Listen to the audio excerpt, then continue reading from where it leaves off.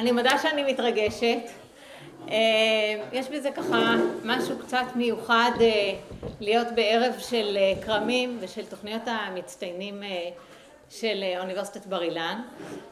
הערב הזה הוא בחסות סגן הרקטור שבדרכו אלינו, ואני רוצה גם קודם כל להודות למכובדים שיושבים איתנו כאן הערב, חוץ מהסטודנטים היקרים, הרבנית דבורה עברוני, רבנית בקמפוס אוניברסיטת בר אילן, לסטודנטים שפה שנה א' ולסטודנטיות שפה שנה א'. תכירו את הרבנית דבורה, היא כתובת מאוד משמעותית להרבה סטודנטים וסטודנטיות, אז טוב שאת כאן, הזדמנות ככה. דוקטור רונית ירשי, ראש תוכנית מגדר, היו פה סטודנטים שהתעניינו בקורסי מגדר וקיטרוד. רונית, שאתם רק תוכנית מתואר שני, אבל אנחנו על זה כמו שאומרים. פרופסור שמוליק רפאל הוא דיקן הפקולטה למדעי היהדות, ובערך שליש מהנוכחים פה, או לדעתי אולי חצי, התראיינו אצלו בזום בקיץ האחרון כדי להתקבל לתוכניות, אז אני יודעת שזה לפעמים מבלבל, זה לא נראה כמו במציאות, אז פרופסור רפאל. דוקטור נעמה, תעזרי לי עם השם משפחה שלך. טייטלבאום קרי. היא בעצם, מבין כולנו, אני חושבת שהיא הכי מומחית לתחום שנדבר עליו הערב, ולכן ביקשנו ממנה להיות שותפה לשיח הזה. היא כתבה את התואר השלישי שלה בדיוק על התחומים האלה, והיא כמובן בוגרת המחלקה ללימודי ארץ ישראל באוניברסיטת בר אילן. אז תודה. היום היא מרצה, לא פה, אבל בעוד כמה מוסדות להשכלה גבוהה. והבמאית ומי שחשבה על הרעיון ושבעצם חברנו עליה בגלל שהערב הזה מתקיים יומיים לפני הבחירות, וחיפשנו משהו שיש בו איזה אלמנט של רלוונטיות לבחירות, אבל ככה לשוחח על הבחירות מנקודת מבט אחרת. כמובן פרופסור ארנון עצמון, ראש החוג שלנו, שיש לו איזו מחויבות של האקדמיה הצעירה למדעים, והוא ייכנס לכאן אני מקווה ב18:30. אבל לפני שתעלה נורית יעקב סינון לשוחח איתנו, אז נכנס סגן הרקטור פרופסור אריה רייך, שאמרתי קודם שהערב בחסותו. הערב יתנהל כך, פרופסור רייך יגיד כמה מילים, פרופסור רפאל יגיד כמה מילים, אחר כך תעלה הבמאית נורית יעקב סינון, ומשם יהיה אירוע מתגלגל. אז תודה.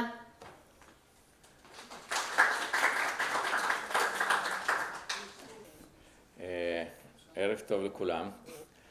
אנחנו כבר במאה ה-21, קשה לנו אפילו לתפוס את הרעיון הזה שפעם היה מצב שנשים לא יכלו להצביע.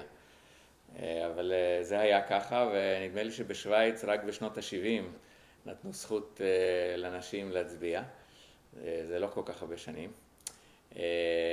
אז זה אירוע מאוד מתאים. לעוד יומיים יש לנו בחירות, ואני רוצה לברך את התוכנית המצטיינים ביהדות, תוכנית כרמים, שיזמו את הרעיון הזה.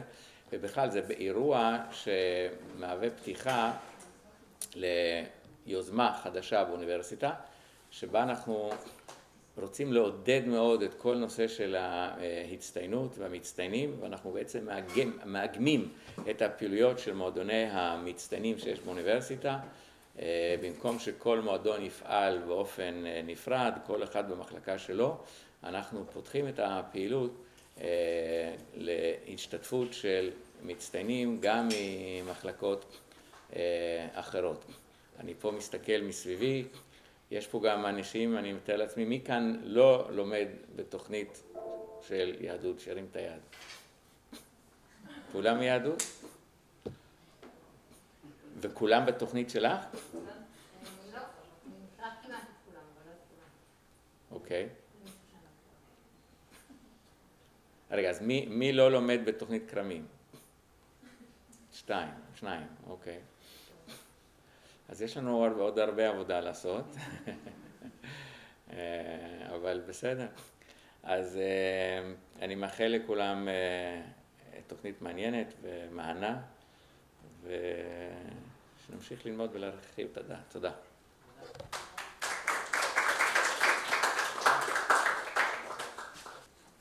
כן, תודה רבה לדברים של סגן הרקטור, פרופסור אריה רייך.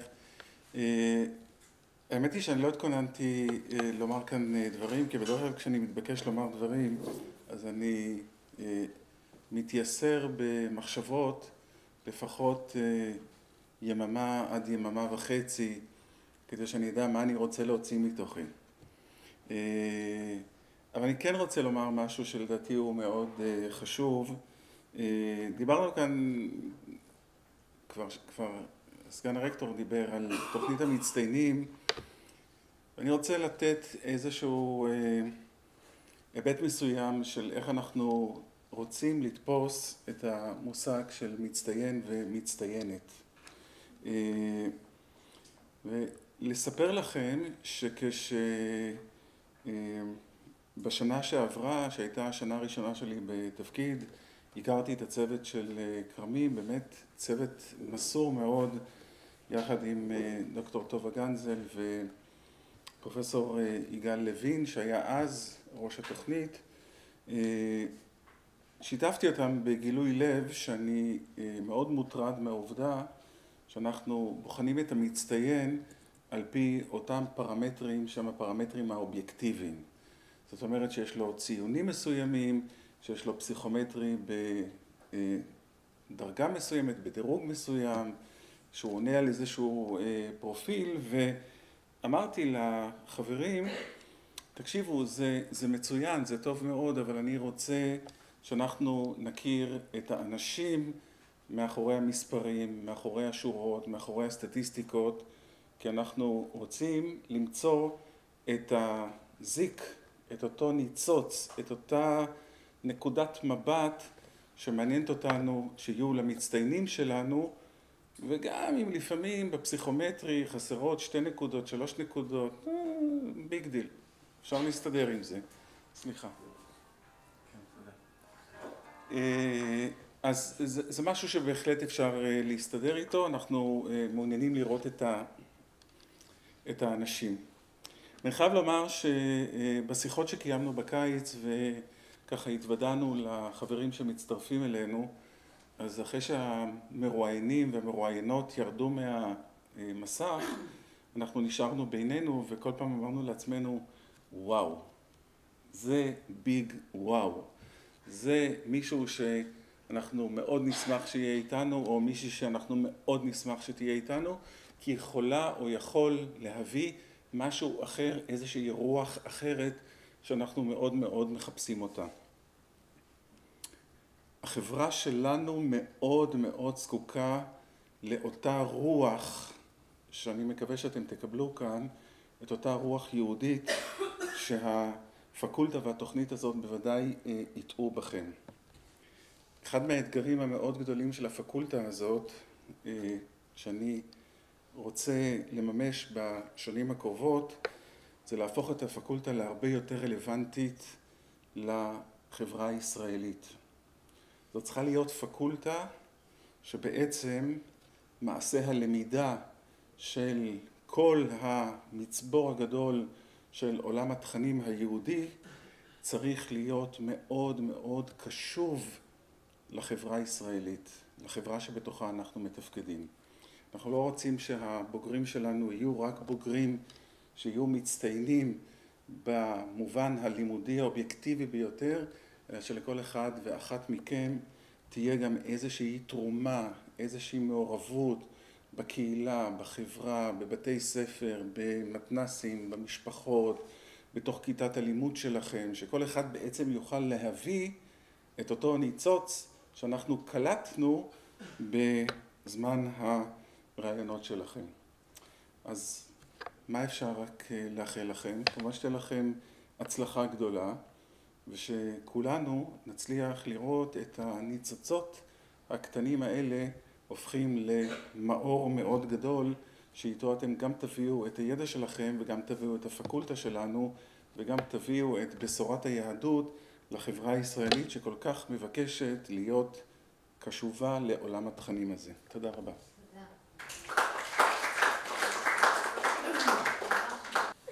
שלום, איזה כיף שבאתם. למה אתם מצביעים? סתם. אנחנו התכנסנו כדי שהאוניברסיטה תגיד לכם למה אתם אמורים להצביע.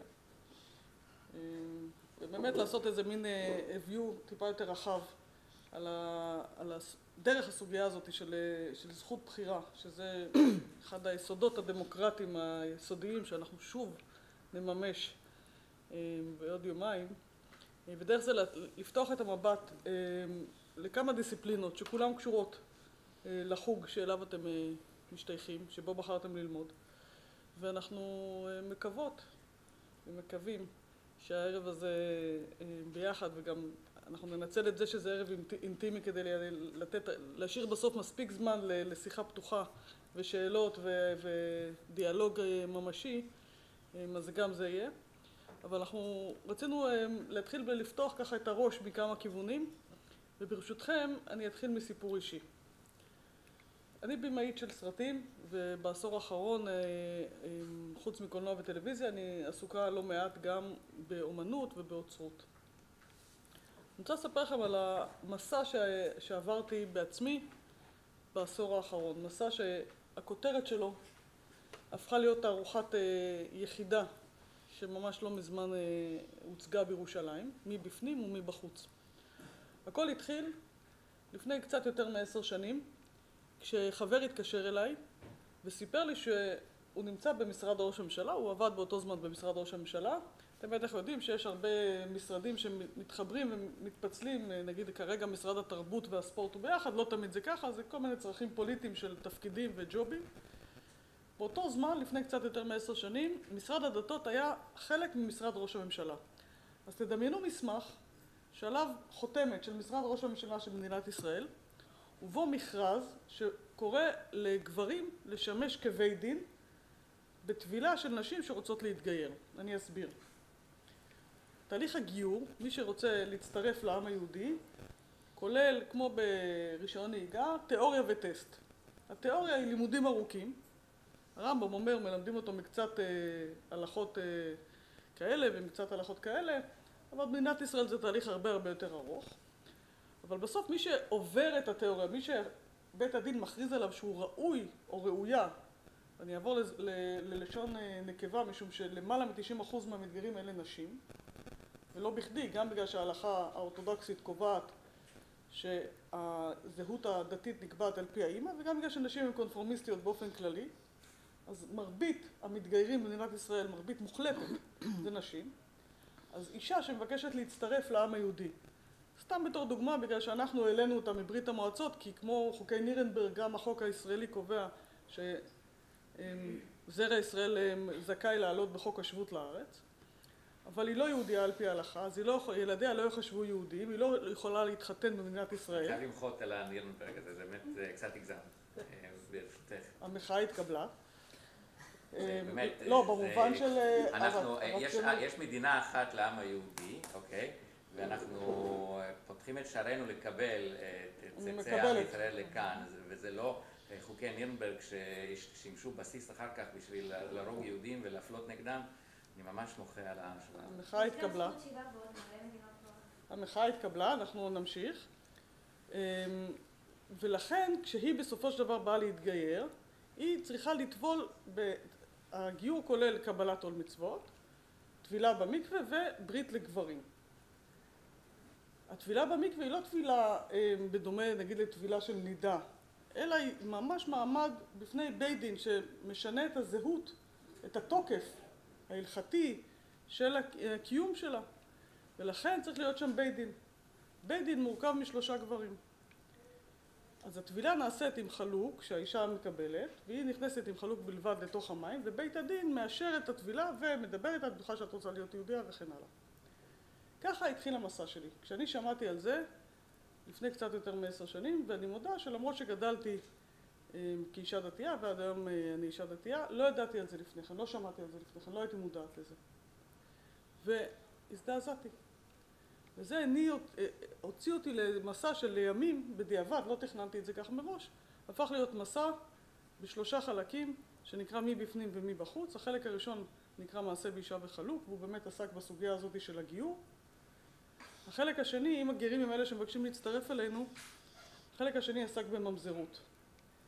ממזרים הם בעצם, לא יבוא ממזר בקהל השם, ממזרים הם אלה שאנחנו בעצם מוציאים החוצה מה-DNA של העם היהודי, הם לא רשאים להתחתן איתנו, ולכן בעצם אנחנו, כשיש ממזר, אנחנו מסמנים אות, באופן וירטואלי, אות קין עליו, ואז אנחנו מוחקים אותו מה-DNA של העם היהודי, במובן הזה שאסור לו להתחתן, אסור לנו להביא יחד צאצאים נוספים, ואם יש צאצאים נוספים הם נחשבים ממזרים לדורי דורות. אז אם הגרים הם אלה שמבקשים להצטרף אלינו, והממזרים הם אלה שאנחנו מוחקים, אז בעצם הם מסמנים את קו הגבול של מי בפנים ומי בחוץ, במובן התיאורטי. משם זה התחיל, אבל הערב הזה לא הולך לעסוק לא בסוגיית הגיור ולא בסוגיית הממזרות, אלא בחלק השלישי של הטרילוגיה. בחלק השלישי של הטרילוגיה עסק בסיפור המדהים שאותו אנחנו רוצים לספר לכם הערב. סיפורן של הסופרג'יסטיות העבריות, שנעמה תרחיב עליו עוד מעט קצת יותר. אני אעשה לכם את זה באמל"ק לא אקדמי. אני אנצל את זכותי הלא אקדמית, אני יחידה כאן בלי תארים אקדמיים מספקים, ואני אנצל את זכותי הלא אקדמית לספר לכם את זה כמו שזה היה באמת, אל תתפסו אותי אקדמית. טוב שפרופסור מרגלית שילה, שחקרה את הנושא ובזכותה הביאה את הסיפור הזה לתודעה, לא שומעת אותי כרגע. אז הכל התחיל ככה. אתם יודעים ואני באמת, אני מדברת לא מדויק ברמות ההיסטוריות, אבל כדי שנוכל לספר את זה במה שנקרא באמל"ק. מכירים אמל"ק? אני מקווה, אם אתם בקרמים, אתם צריכים להכיר את זה היטב. אני עושה לכם אמל"ק של זה. מלחמת העולם הראשונה, 1914 עד 1918, מאות מיליוני גברים עוזבים את הבית, נלחמים זה בזה, מתים, פצועים, לא נמצאים 4 שנים. בגדול זה מה שמוציא את הנשים באירופה מהמרחב הפרטי למרחב הציבורי. היה כבר פמיניזם לפני כן, היו כל מיני דברים עוד לפני כן, אבל במסה זה מה שמוציא נשים מהמרחב הפרטי למרחב הציבורי. נגמרת המלחמה, הגברים חוזרים ואומרים לאנשים תחזרו הביתה, והם אומרות לא, אנחנו נשארות במרחב הציבורי ואנחנו גם רוצות זכות בחירה. זה נקרא הגל הראשון. גם שרונית כאן שומעת אותי, איזה פחד. זה נקרא הגל הראשון של נשים שבאמת ביקשו זכות בחירה. זכות בחירה בצרפתית זה ספרג'יסט, איזשהו כינוי גנאי שדבק בהם והם הפכו אותו לכינוי שהם רצות איתו, זה סופרג'יסטיות. נשים שמבקשות לקחת חלק במהלך הדמוקרטי שגם הוא חדש בעולם יחסית. אז אנחנו ב-1918 ועדיין אין זכות בחירה באנגליה ועדיין אין זכות בחירה בארצות הברית. כל זה יקרה רק עוד שנתיים, ב-1920. מה קורה בארץ בזמן הזה? אני מזכירה לכם שהבריטים והצרפתים מנצחים את הטורקים, סייקס פיקו, הבריטים נוחתים פה, מכירים אלנבי על הסוס בשער יפו? זה כבר 19. מי נמצא בארץ? בערך 30,000 יישוב ישן, 4 הקודש, 30,000 עלייה ראשונה שנייה, מושבות, כנרת, פתח תקווה. ביחד 60,000 איש חבולים, מוכים, רעבים, חולים, מלריה. באמת מצב מאוד מאוד קשה אחרי המלחמה. שימו לב ל30 שניות הבאות, זה האמל"ק הכי לא אקדמי שתשמעו בתוכנית קרמים עד שתגמרו את התואר. באים גברים יישוב חדש, לגברים יישוב ישן, ואומרים להם בואו נקים ועד לאומי. כי הבריטים לא אכפת להם שסבא שלי רב או שסבא שלי הקים את כנרת. אנחנו צריכים ייצוג בפני השלטון החדש. יש לנו הזדמנות אחרי הטורקים האלה שסוף סוף נפטרנו מהם. בואו נקים איזה ועד ונוכל לייצג את עצמנו בפני השלטון החדש ונוכל להתארגן על דברים שבאופן פרטני יותר קשה להתארגן עליהם. כוחה של הנהגה. כוכבית. הקונגרס הציוני הראשון כבר היה, הקונגרס הציוני השני כבר היה, שם הוחלט שלנשים מותר לבחור ולהיבחר, אבל זה לא קשור לארץ ישראל, יש כמה ציונים הזויים באירופה. זה בטח לא מעניין את אנשי היישוב הישן שבארץ ישראל. אז הגברים יישוב חדש, ז'בוטינסקי, יושיסקין, שמות ששמעתם עליהם, באים לאנשי היישוב הישן, גם את השמות האלה שמעתם, הרב זוננפלד, מכירים? תראו כאן פשקוויל שלו בצילומים שעשינו לכם. הרב קוק, אתם מכירים, נכון? הרב קוק הוא בעד הציונים, אפילו שהם בחללי שבת ואוכלי טרפות, הוא אומר שהציונים הם בכל זאת עושים את דבר השם בדרכם, במהלך ההיסטורי. גם אם באופן פרטני הם לא עושים את זה. אבל כששואלים אותו, או את הרב זוננפלד, או את ראשי העדה החרדית, מה אתם אומרים? נעשה ביחד בחירות? מה הם אומרים כולם? סבבה, אבל בלי נשים. כך אומר גם הרב קוק, כך אומר גם ודאי כל ראשי העדה החרדית. באים גברים יישוב חדש, לנשים יישוב חדש, מה הם אומרים להם? הם אומרים להם שתי מילים מאוד חשובות, שכל פעם שעכשיו תשמעו אותם, תדעו מה המשמעות שלהם. הן תמיד פועלות באותה דרך. הם אומרים להם אחדות ישראל. כל פעם שאומרים אחדות ישראל, הכוונה היא גברי כל העולם התאחדו. מה זאת אומרת? אבולוציה ולא רבולוציה. מכירים את הטרמינולוגיות האלה? מדרון חלקלק. אנחנו עכשיו, יש לנו צו שעה מאוד מאוד חשוב. אנחנו חייבים להקים ועד לאומי. הרבה יותר טוב שנקים את זה כולנו ביחד. יחד עם היישוב הישן. אז נשים תמתינו. אמנם עליתם יחד איתנו, מאירופה. אמנם הקמתם איתנו מושבות. אמנם הגעתם מכל מיני מקומות. אבל אנחנו עכשיו נעשה בחירות בלעדיכם. עכשיו תקשיבו, יש בזה היגיון. כי בכל העולם זה עדיין רעיון חדש. בכל העולם עדיין.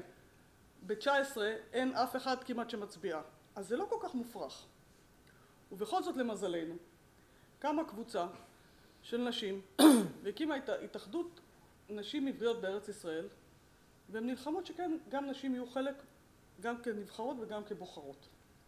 כמובן שכל ראשי היישוב הישן מתנגדים לזה, ומכאן מתחיל קרב שנעמת תאמלק לכם אחר כך באופן קצת יותר היסטורי אקדמי. אני רוצה רגע לסכם את החלק הראשון, לפני שאני מעבירה את הדברים לדוברות המלומדות יותר, ולספר לכם שוב על מה קרה כשאני גיליתי את הסיפור הזה. אני הנחיתי איזשהו פאנל על סופרג'יסטיות, כמו שאמרת בשוויץ, הקנטון האחרון קיבל את זכות הבחירה ב-74,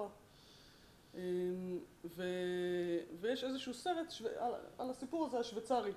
אני כבר ממליצה לכם, יש סרט שנקרא מלאכיות של ברזל על ארצות הברית, ספר שנקרא סופרג'יסטיות על אנגליה, וסרט על שוויץ ששכחתי את שמו. 3 סרטים מקסימים על הסיפור הסופרג'יסטי בעולם. וכשהנחיתי פאנל ביום האישה לפני 4 שנים, בעקבות הפאנל הזה, עם סוללה של נשים מכובדות, כמעט כמו שיש פה הערב, שדיברו על כך ועל כך, שאלתי את עצמי, ממתי זכות בחירה על נשים בישראל? בסוף הפאנל, 11 בלילה, פתחתי גוגל, שהוא כמובן הפוסק החשוב ביותר בימינו. ומה כתוב בגוגל? הרי יש טבלאות כאלה, כל שנה, מאיזה שנה יש זכות בחירה על נשים בכל מקום בעולם. אז בשוויץ 74, אנגליה 20, ארצות הברית 20. ממתי בישראל? 1920. מה כתוב בגוגל? רק קיימת מדינת ישראל מ-48. בדיוק. בגוגל כתוב 48, כי לפני כן אין ישראל. אבל אני כבר פמיניסטית יומיים, ואני אומרת, לא יכול להיות. אין אף אישה בשום מקום בעולם שקיבלה משהו, בטח לא זכות בחירה, בלי מאבק. זה לא קרה ככה מעצמו. ערב טוב. תכף נגיע לשמוע את דבריך. עושות סדר, קוראים לה הסרט השוויצרי, תודה. ואז, למרות שהיה 11 בלילה, התקשרתי לפרופסור לילך רוזנברג פרידמן מאוניברסיטת בר אילן. שאלתי אותה, ממתי יש זכות בחירה לנשים בישראל?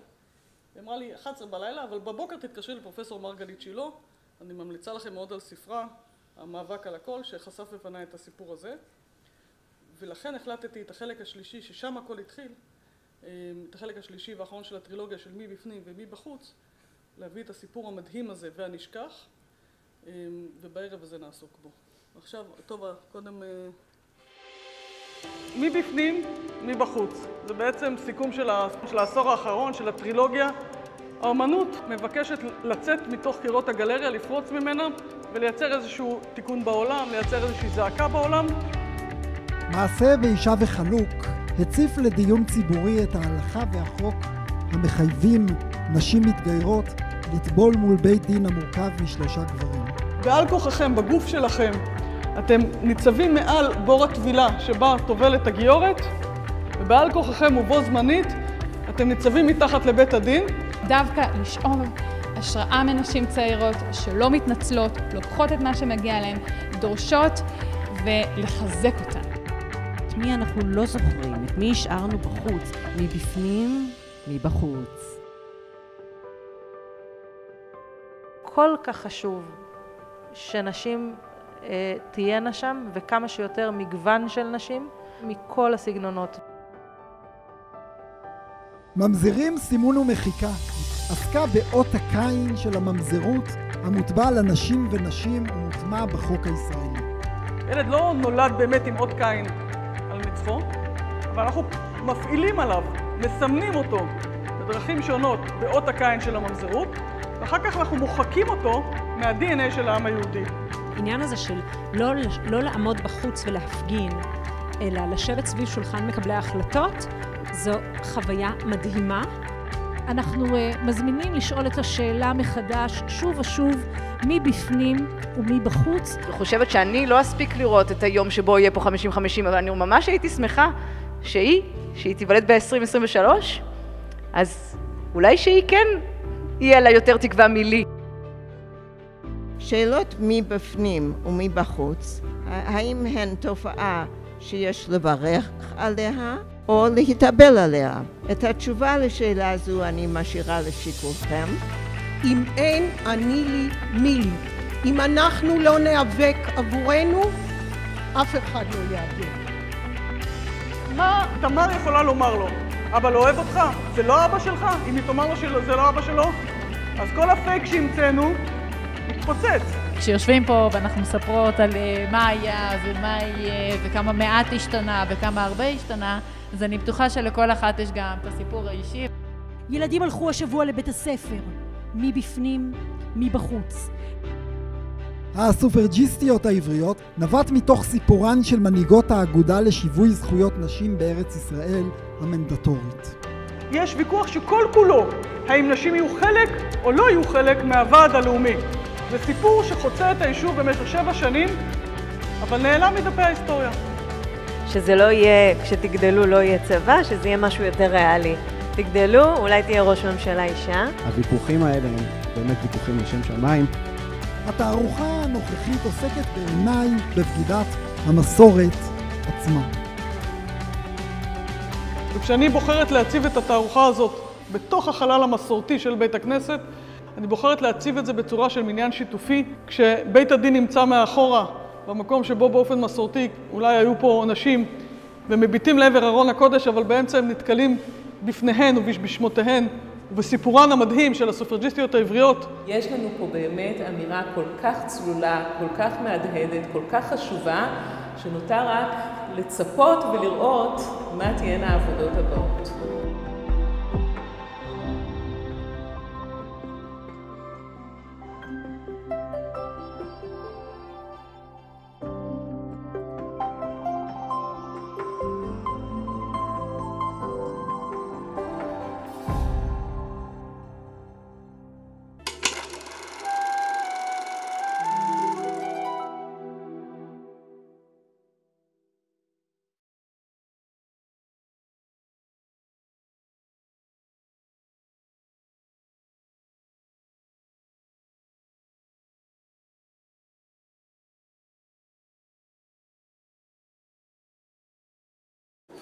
הצורך שלי בנשות אקדמיה, מומחיות לתחום, שחקרו את הנושא, היה משמעותי יותר מאשר בדרך כלל באומנות. יש הרבה תערוכות שאין להם יועצים אקדמיים, אבל בתערוכה הזאת היו 2 יועצות אקדמיות, פרופסור מרגלית שילה ודוקטור נעמה טייטלבום קרי, שבאמת ליוו אותי יד ביד בכל העשייה של התערוכה, החל מהפשקווילים, מציאת הפשקווילים שיש לכם פה צילומים שלהם, שנעמה ואני ישבנו עליהם ימים ארוכים בארכיונים שונים, בספרייה הלאומית ובארכיונים אחרים, וכלה באמת באמל"ק ששמעתם. אז באמת השיתוף פעולה האומנותי אקדמאי שהיה פה, אני חושבת שהוא מיוחד, ואני מזמינה את נעמה לספר לכם עליו. המצגת שלך מאחורה, נעמה. מעולה. זה לאחר כך. אז אני אגיד שככה, שאני נמצאת פה עכשיו יש לי איזשהו דז'ה-וו. לפני, אני חושבת שזה היה 15 שנה, אולי יותר, ככה נכנסתי באוניברסיטה, סטודנטית פעורת פה לתואר ראשון במחלקה ללימודי ארץ ישראל, וכשהתחלתי את הלימודים, היה ברור לי מאוד המסלול שלי. אני הולכת לעשות תואר ראשון בלימודי ארץ ישראל, ממשיכה לתואר שני, במקביל עושה תעודת הוראה, כי זה מה שאני רוצה להיות. אני רוצה להיות מורה להיסטוריה.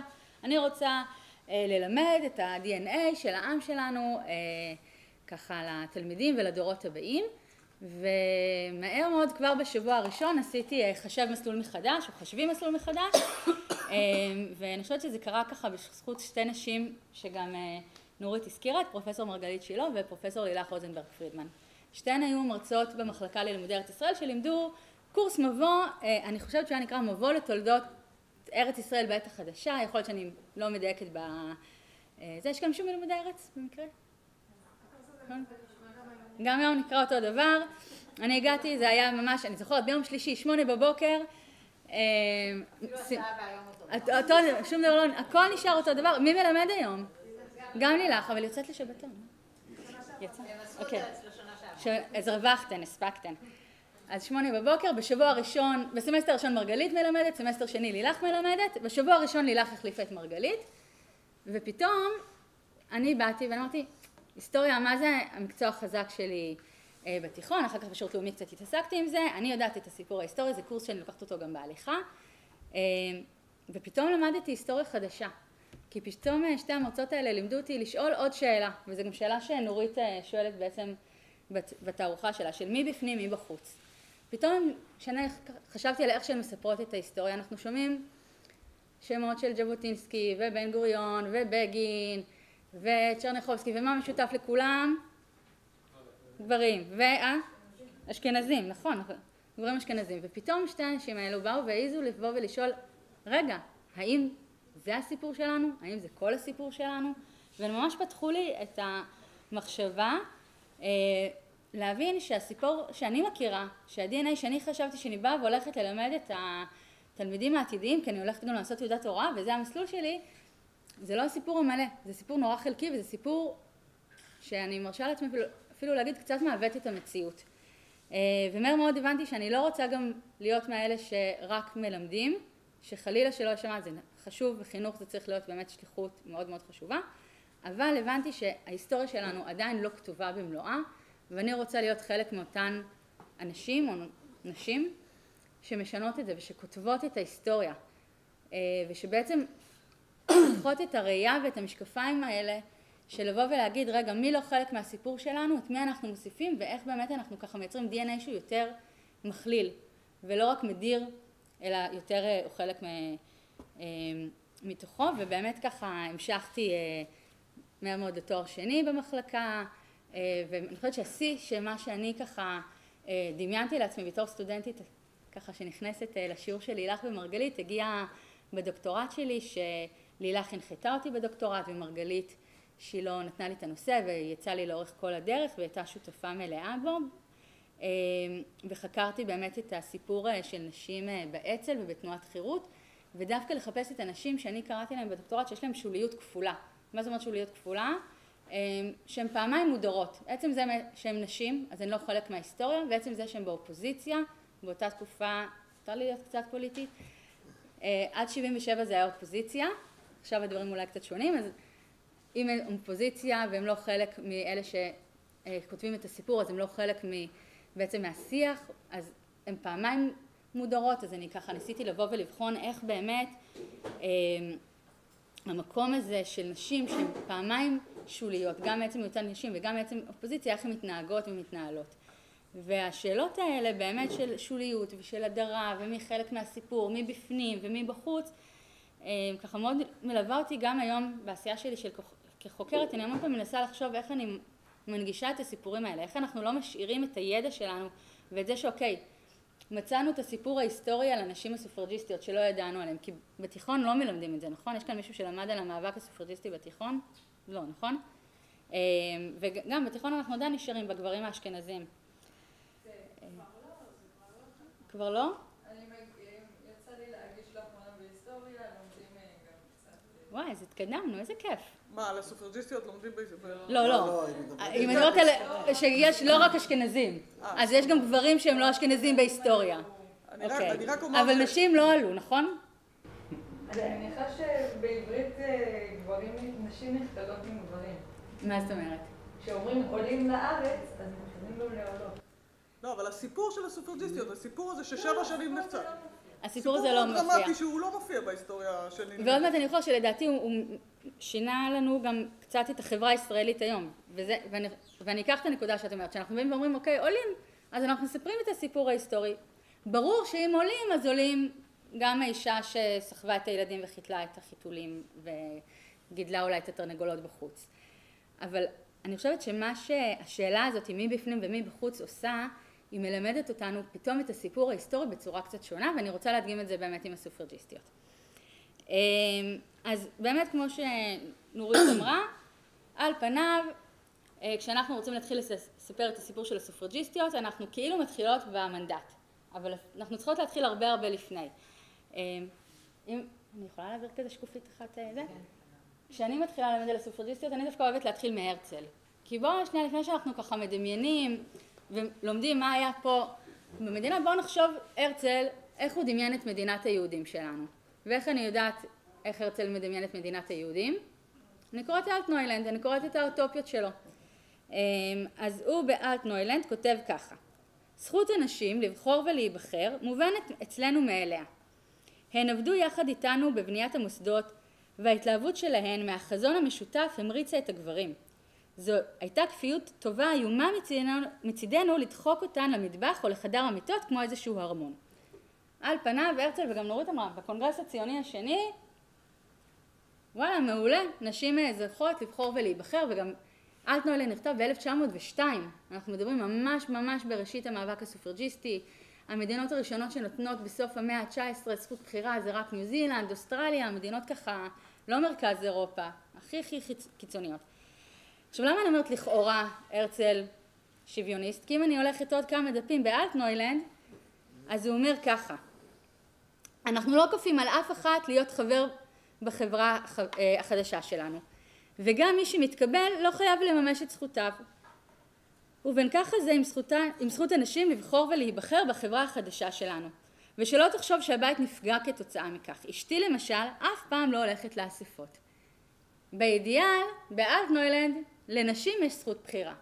בפועל, הנשים, בוודאי הנשואות, אלה שיש להן בית, והחס וחלילה שהבית לא ייפגע, הן בוחרות לא ללכת לבחור ולהיבחר. הן בוחרות את הבית קודם. שכמובן שוב זה גבר כותב את זה. ובאמת נכון בקונגרס הציוני השני, נשים זוכות לקחת חלק ולהיות צירות בקונגרס. אחוז הנשים שבפועל צירות בקונגרס מינורי, אפשר לספור את זה ממש ככה, אולי 10 אצבעות, ובאמת הן לא מצליחות לבוא ולשנות בצורה משמעותית את התפיסה הזאת. ובאמת השינוי הגדול מתחיל עם המנדט על ארץ ישראל, עם הכיבוש הבריטי אחרי מלחמת העולם הראשונה, בגלל המקום הזה שבאמת החברה היהודית בארץ ישראל הבינה שכאן זה נקודת שינוי. אנחנו כבר לא מדברים רק על לאומיות ועל בית לאומי כמו שהרצל דיבר, אלא אנחנו ממש יכולים לדבר על מדינה. ובשביל להקים מדינה, מה הדבר הראשון שצריך לעשות? להקים ממשלה, פרלמנט, נכון. ואז באמת מתפוצצת השאלה הזאת של האם אנשים יהיו חלק מהפרלמנט הזה והאם לא. אבל אני רוצה להוסיף עוד איזשהו נדבך למאבק הזה. נורית, מה זה היה טוב שאת היית לפניי? כי אני ככה יכולה להישען על הדברים שלך. נכון, היישוב באו ואמרו, אנחנו צריכים לעשות איזשהו פרלמנט משותף, שיהיה גם מצד אחד פרלמנט ללאום שנבנה פה, מצד שני הוא גם יהיה הגוף מול הנציגות הבריטית, ואנחנו צריכים לעשות שזה יהיה לאום משותף גם ליישוב הציוני בארץ ישראל וגם ליישוב הישן, שהיום היינו קוראים לו אולי החברה החרדית, יותר מסורתי, יותר דתי. והיישוב הישן מתנגד באמת על בסיס דתי, הלכות צניעות והכל. אבל זה לא רק זה. בזמן שהיה את השלטון העות'מאני, הנציג שהיה מול השלטון העות'מאני היה החכם באשי, הרב הראשי, הספרדי, אגב. וכאן פתאום רוצים לקחת את הכוח הדתי. הרי להיות נציג מול השלטונות זה לא רק איזשהו תפקיד כבוד ואיזה כיף להיות בשגריר ישראל באו"ם. יש לזה משמעות פוליטית, יש לזה כוח, יש לזה שליטה על משאבים. וכאן בעצם הפיצוץ הזה סביב הנושא של נשים, סביב הנושא של מגדר, הוא גם סביב שאלה למי יש את הכוח, למי יש את הכוח מול השלטונות. ובאמת היישוב הישן, היישוב החרדי יותר מתנגד לזה, והנשים ביישוב החדש, ולא כל הגברים ביישוב החדש, יש גברים ביישוב החדש, הציונים, החילונים שגם מתנגדים לתת לנשים, כן רוצות לקחת את המקום הזה ולקחת חלק בשיח ולהיות חלק מהזכות לבחור ולהיבחר. ואחת מהסופרג'יסטיות העבריות, נחמה פוחצ'בסקי, כתבה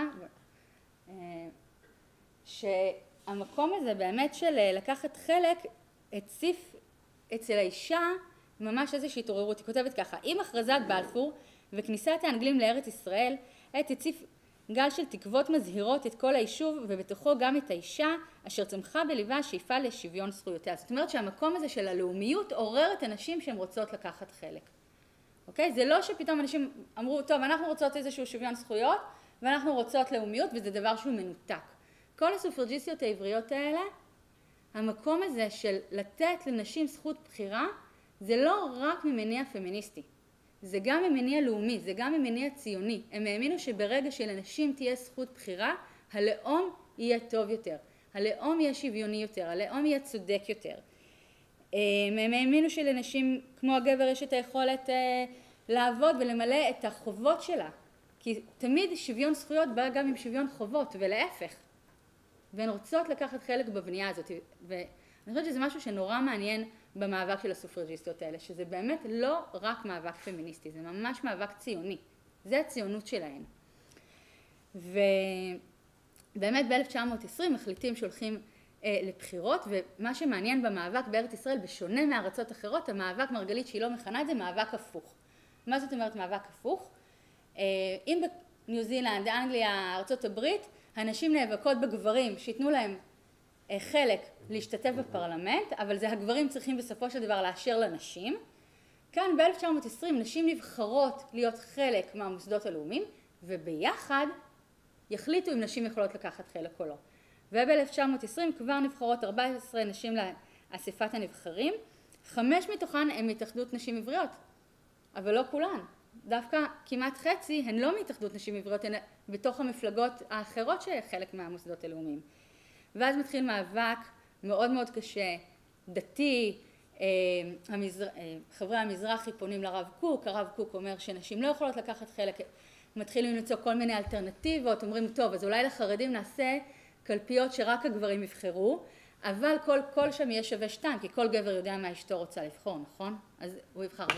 וליישוב החדש נעשה קלפיות רגילים, ולמזרחי נעשה קלפיות שגם נשים יכולות לבחור אבל בנפחד, או שנעשה דיון האם רק ניתן לנשים את הזכות לבחור אבל לא להיבחר. בסופו של דבר, אחרי הרבה מאבקים ודיונים, ב-1926 החליטו שלא, הנשים הן חלק גם לבחור וגם להיבחר. ומה שקורה באותה נקודה זה שהיישוב הישן פורש, והוא לא חלק מהמוסדות הלאומיים. והוא הצטרף רק ב-1948.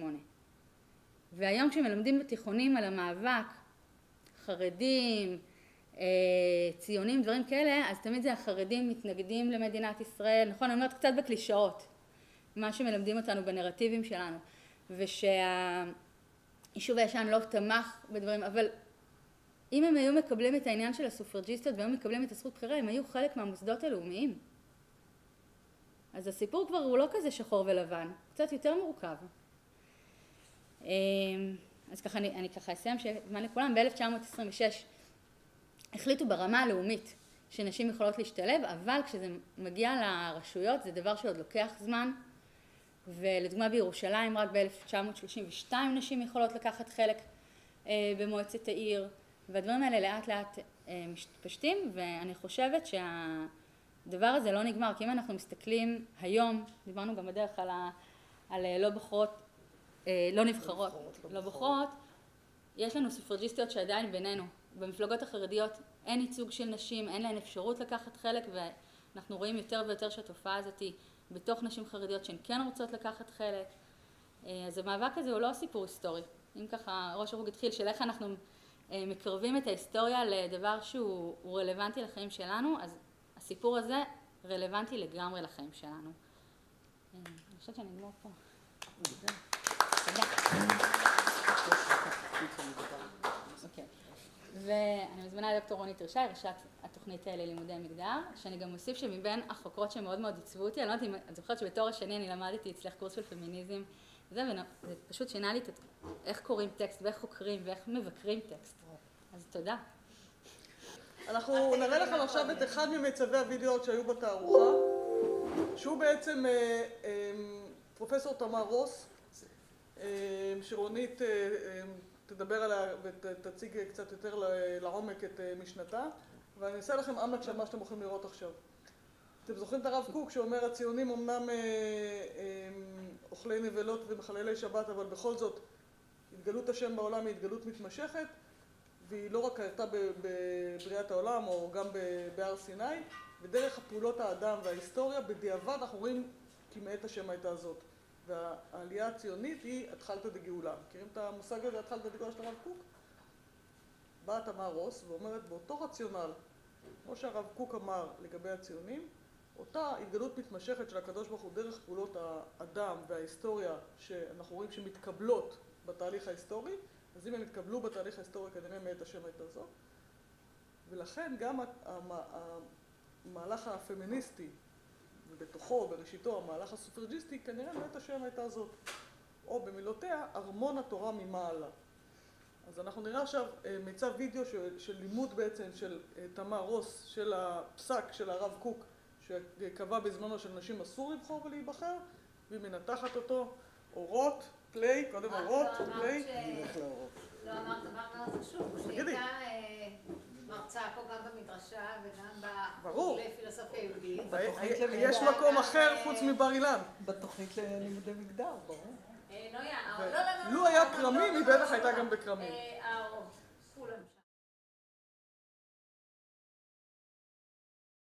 בכרך הראשון של מאמרי הראיה, הרב קוק מפרסם את התשובה שהוא שלח לנציגי המזרחי שביקשו לדעת את דעתו בעניין זכות הנשים לבחור באספה הכללית שנועדה לברר מי יהיו נציגי הוועד המנהל של היישוב החדש. בטקסט הזה אני מצטטת, נתכבדתי בשאלתכם לחוות את דעתי על דעת שאלת בחירת הנשים באספת נבחרי יהודי ארץ ישראל. הנני חושב שהשאלה מתחלקת לשלושה סעיפים.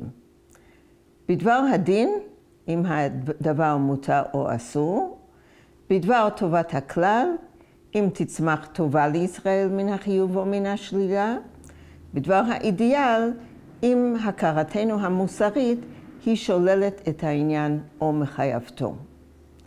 רגע, סבתא אומרת שלא כדאי שנשים יצביעו בבחירות? לא, סבתא מאמינה שנשים צריכות להצביע, היא בעצמה מצביעה בכל פעם, אבל היא מתייחסת לשאלה היסטורית, הלכתית, שהופנתה אל הרב קוק לפני 100 שנה. והשאלה הייתה, האם מותר לנשים להיות שותפות בגוף שמצביע, וגם בגוף הנבחר שייצג את החברה היהודית אל מול השלטונות הבריטים. אבל למה שנשים לא יצביעו?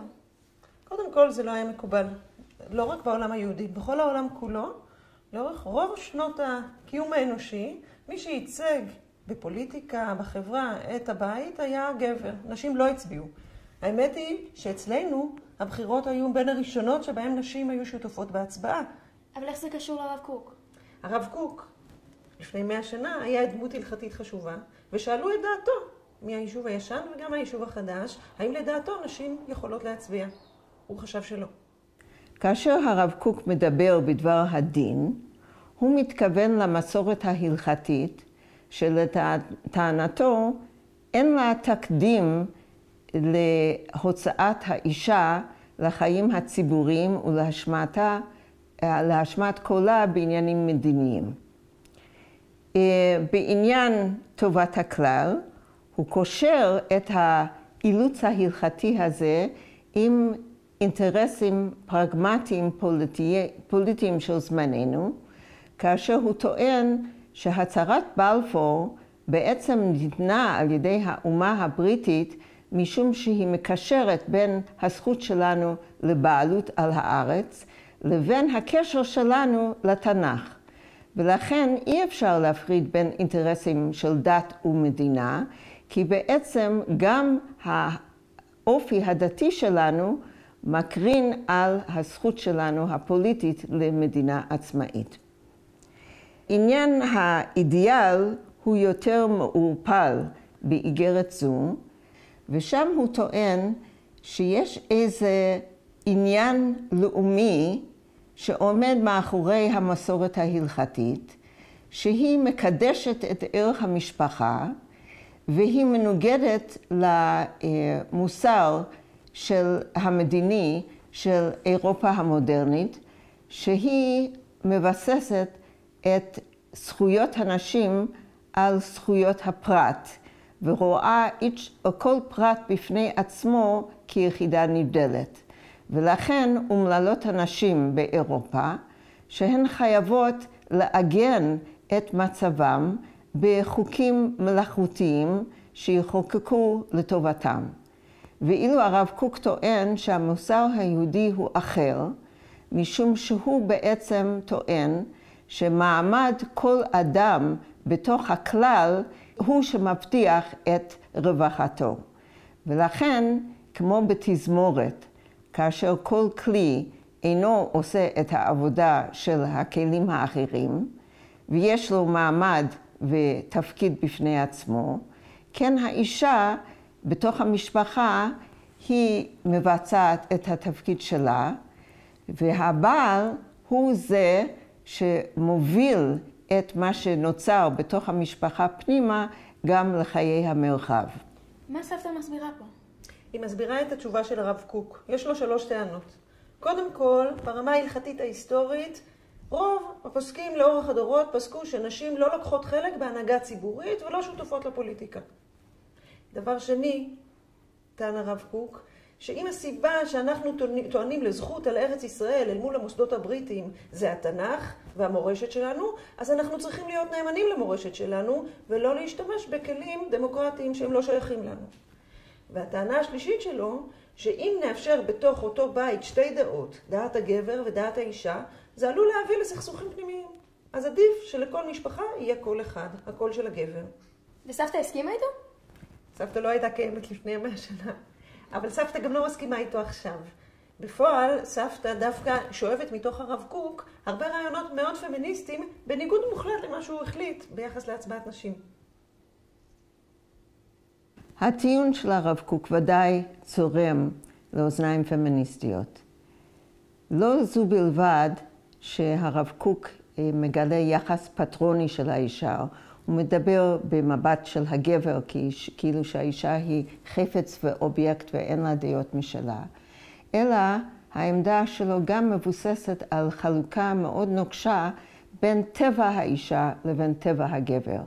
הגבר הוא זה שמנהיג, האישה מונהגת, הגבר הוא זה שמחולל שינויים, האישה היא משמרת, הגבר הוא זה שמודרך על ידי השכל, האישה פזיזה ומודרכת על ידי האינטואיציה והרגש. לכן מסקנת הרב קוק היא שיש להשאיר את שלטון האישה בתחום הבית, כל כבודה בת מלך פנימה, ואין טעם להעניק לה את הזכות לבחור ובוודאי לא להיבחר בעניינים ציבוריים. וזאת הכוונה בכל כבודה בת מלך פנימה? כך פרשו את זה לאורך ההיסטוריה. כאילו הכבוד של האישה נמצא בתוך הבית. אבל האמת היא שהפסוק אומר כל כבודה בת מלך פנימה, שאישה שומרת אוצרות ותכשיטים בתוך הבית ולא בחוץ. כשאני קוראת דברים אלה של הרב קוק, הם לא מתיישבים על ליבי. קודם כל, עצם החלוקה הנוקשה בין המינים לא מהדהדת עם החוויה האישית שלי. נשים ברגע שדלתות הידע נפתחו, הוכיחו שהן יכולות להתמודד עם אותם תפקידים שבאופן מסורתי היו של הגבר בצורה מאוד שווה. שנית, גם מי שעדיין מכיר בקיום של הבדלים מינוריים בין גבר ואישה, ואיננו טוען שהכל עניין של תרבות והבניה, לא חייב להסיק את המסקנה שיש למדר את שני המינים לתחומים שונים. יכול להיות שגם בתוך הבית וגם מבחוץ יש יתרון נוסף אם שני התוואים ושני הכוחות פועלים במשותף באותה הזירה. אבל מה זאת אומרת? תראי, הרב קוק התייחס לא רק לשאלות של נשים, הוא התייחס להרבה שאלות מודרניות שעלו בתקופתו. אחת השאלות הגדולות שהוא התייחס אליה הייתה הציונות. מי שהוביל את הציונות היו אנשים חילוניים, שבמידה רבה מרדו כנגד תפיסות דתיות של משיח, שאסור לעלות לארץ ישראל, והרב קוק דווקא תמך בעמדה שלהם. סבתא מנתחת את האופן שבו הרב קוק הצליח לפרש מחדש את המקורות היהודיים ולקבל פנימה לתוך העולם ההלכתי תפיסות ציוניות חילוניות, ואת אותו הדבר בעצמו היא עושה ביחס לפמיניזם. כמו שהציונות נראתה פעם כמו מרידה בהלכה, כמו משהו שאסור לעשות, כך גם היום הפמיניזם אפשר היה לחשוב שהוא מורד בתורה. וסבתא לוקחת את הדרכים שבהם הרב קוק פירש את התורה שבכתב ואת התורה שבעל פה, ואומרת באותם דרכים עצמם אפשר להתייחס היום לשאלות של נשים. גם הפמיניזם נראה בהתחלה כתנועה של מרד, כתנועה שקוראת לנו לצאת כנגד האופן שבו התורה מפרשת את מעמד האישה, אבל אם מקשיבים טוב, אומרת סבתא ברוח הרב קוק, המהפכה הזאת היא גם מהפכה של גאולה שנמצאת ומסתתרת בתוך התורה שלנו. למרבה האירוניה, הרב קוק עצמו מספק לנו את הכלים לשפר את עמדתו. לדעתו, והוא כאן חוזר על השקפות מסורתיות יותר של קודמיו, דבר השם שהוא אינסופי איננו ניתן להימצאות בכלים סופיים. ולכן, בנוסף לתורה הכתובה שנמסרה לנו, יש גם הקשרים היסטוריים חדשים שמאלצים אותנו לפרש את אותה התגלות מקורית לאור השינויים של התקופה. לכן, גם בתקופתנו, כשם שהרב קוק הבין שיש להכיל את האופי החילוני של הציונות בתוך ההשקפה הדתית, כן גם יש להכיל את הקולות הפמיניסטיים שעולים מלמטה ודורשים שוויון מסוג אחר, גם הם שייכים לתפיסה המקורית של ההלכה ומגלים לנו פנים חדשות שמתאימים יותר לתקופתנו. תכלס, איזה מלכה סבתא? לגמרי. אבל האמת היא שהיא לא רק מלכה בשבילנו, היא פרצה את הדרך להרבה מאוד נשים דתיות, פמיניסטיות בדורנו, שרואות שלא חייבת להיות סתירה בין שני הדברים. ולכן כאשר אנחנו תובעים את זכות הנשים כיום לבחור ולהיבחר, אנחנו לא מערערים על המשכיות הדורות, אלא בונים את ארמון התורה ממעלה. אז אין סתירה בין היהדות והפמיניזם? יש עוד דרך ארוכה לעשות עד שניישב בין שתי התיאוריות האלה ונצליח לבנות דמות יהודית פמיניסטית מלאה. אבל אני חושבת שזה התפקיד שלך ושלי, וזה מתחיל בלצאת לבחור וגם להיבחר.